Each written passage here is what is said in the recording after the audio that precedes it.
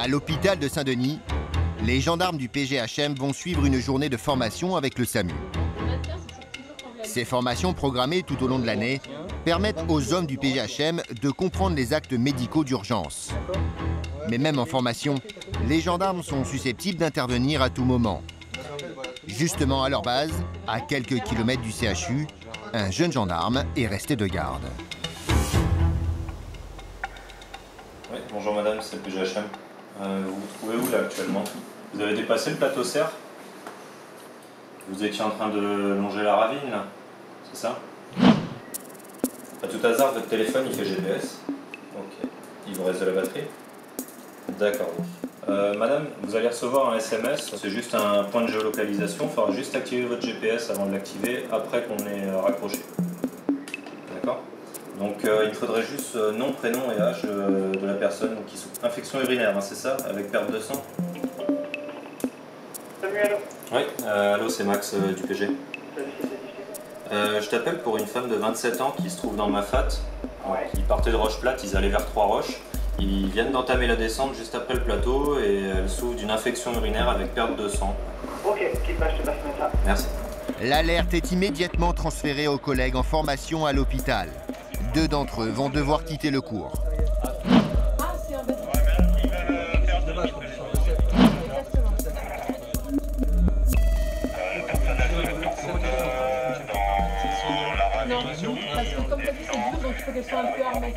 Au même instant, un hélico décolle pour aller récupérer les sauveteurs sur le toit de l'hôpital. L'hélico vient de décoller pour venir vous récupérer également. Là voilà, on vient d'avoir le point, donc ça confirme du coup la position de la personne. En fait, elle suivait ce sentier-là. Et nous, on a un signal de son téléphone nous indiquant sa position ici. Et c'est fiable à entre 15 et 60 mètres, donc c'est assez précis. Grâce au téléphone, l'information est communiquée instantanément aux pilotes et aux sauveteurs. Là, on est connecté à notre boîte mail et on reçoit donc les coordonnées GPS de la victime. Ici, Trois-Roches. Elle se situe donc sur sentier, donc il y aura certainement un treuillage pour aller sur elle. En moins de 10 minutes, la coordination des secours permet d'embarquer les hommes du PGHM dans l'appareil. Direction le cirque de Mafate. Dans le site, accessible seulement à pied ou par hélicoptère, les incidents peuvent rapidement s'aggraver et dégénérer.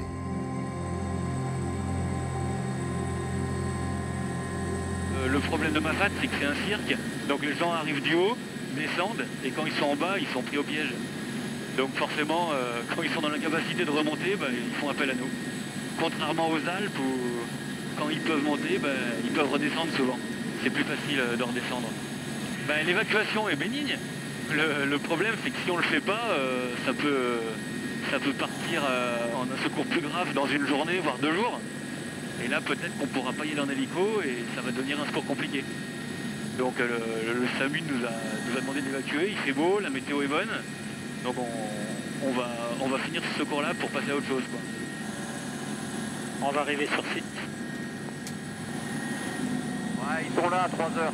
D'accord, ouais.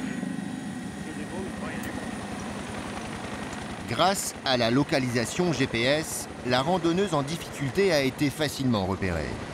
Les gendarmes peuvent la rejoindre pour l'hélitreuiller. En revanche, son compagnon, lui, ne sera pas autorisé à la suivre. Il devra terminer sa randonnée tout seul.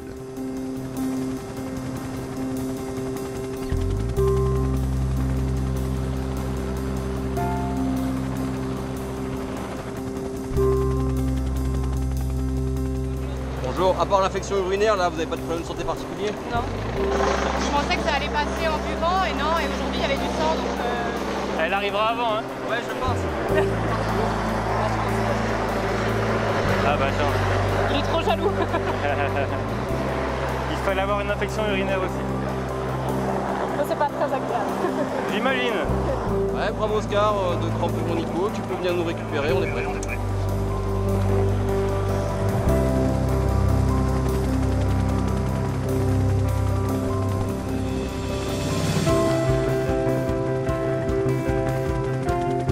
La La jeune femme n'avait pas imaginé terminer sa randonnée de cette manière. Dans son malheur, elle va pouvoir profiter d'un point de vue inoubliable sur le site.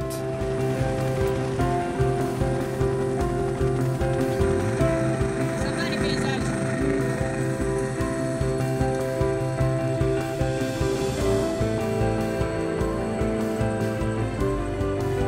En 15 minutes, elle va être rapatriée sans souci au CHU de Saint-Denis pour y être soignée. À l'autre bout du monde, à La Réunion, ce sont les gendarmes qui s'envolent à la recherche d'un suspect en cavale. Là, on passe aux orangers.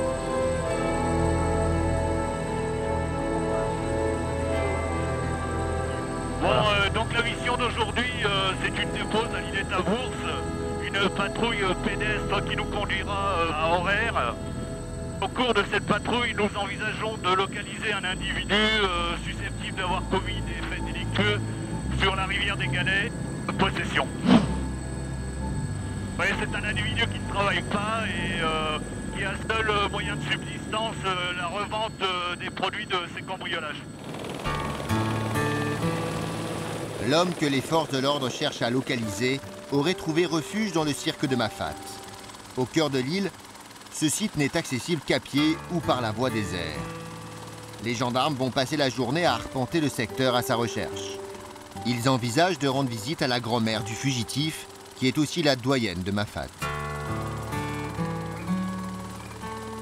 Dès leur arrivée, ils jettent un coup d'œil autour des gîtes d'Îlette à Bourse, mais sans conviction.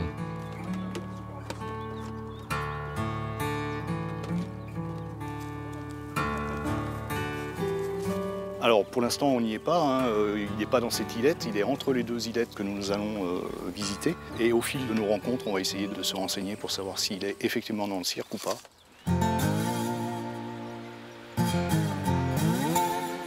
La patrouille pédestre commence. Si le décor vaut le détour, ce n'est pas une randonnée facile. Les dénivelés successifs rappellent aux gendarmes que la condition physique dans leur profession, c'est important.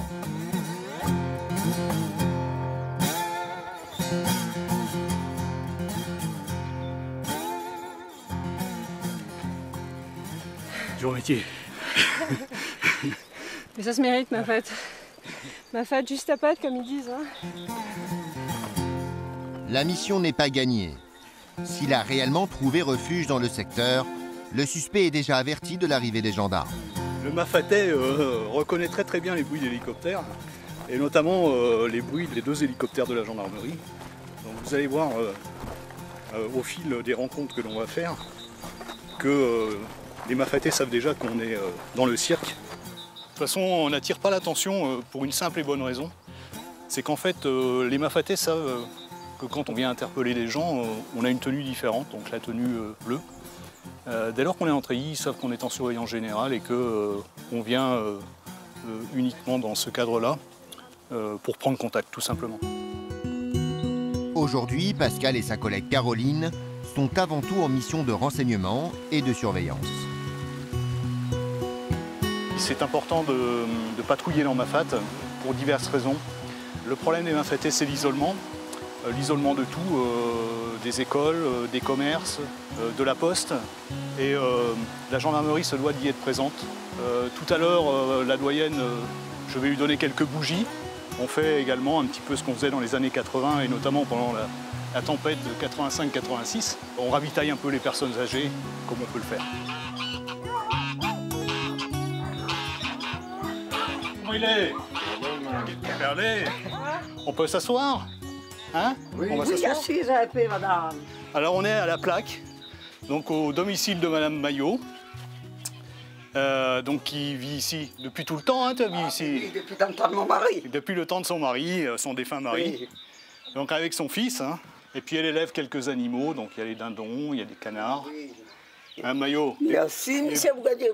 Des bougies, hein? Un, deux, trois, ben vous là, il connaît la lumière, il marche plus. Et la lumière marche plus. Ben alors ce sont des bougies parce que donc, madame Maillot, sa seule source de lumière, c'est le photovoltaïque qui est ici. Il marche plus, il est en panne. Le photo. Donc autant dire, madame Maillot n'a pas de lumière, donc ben, les bougies tombent bien. Et alors plus de lumière, il n'y a plus. Ben, à part ça, on a une bande gendarme, mais il ne connaît pas moi ici. Ah oui. Dans les troncs, je ne connais pas moi encore. Ah oui. Ben, dis-moi, Dimitri, c'est petit-fils? mais c'est mon petit-enfant. Oui, ton petit-enfant, il est où, Dimitri? Il est en prison, ça, Il est en prison? T'es maison. Il ne connaît plus les enfants, t'as de dire. Ah oui. Il n'écoute C'est pas les difficile, parents. vraiment. Il peut dire quelque chose. Ouais. Il a réussi tout le temps, moi, t'es pas appris. Il avait un cousin dans la numéro d'Ali ici. Oui, il vole, oui. Les bandes gendarmes, la numéro d'Ali ici. Et il a fait bataille aussi? Là-bas, en prison, des maisons, il a bataille, il était plus fort, il pouvait aller, il a fait mal, il était obligé d'aller soigner à l'hôpital. Il avait 18 mois, alors Linda, il a 18 mois. Elle nous donne une information, c'est pas l'information qu'on avait, donc on va la recouper, la vérifier.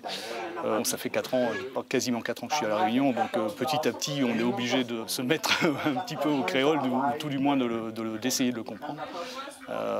Donc bah oui, on comprend la globalité, en tous les cas, le sens des phrases, sans le parler réellement. Leurs informations prises, il ne reste plus qu'à rentrer. Oui. Pascal et Caroline doivent rejoindre le point de récupération de l'hélico. Comme à l'aller, ils vont enchaîner les dénivelés. C'est beau, mais c'est loin, comme disaient certains. Ça nous remet un peu en condition. Hein, ça monte nos limites un petit peu. Et ça nous montre qu'il faut continuer à nous entraîner, quoi. Hein, parce qu'il faut quand même avoir de l'entretien physique.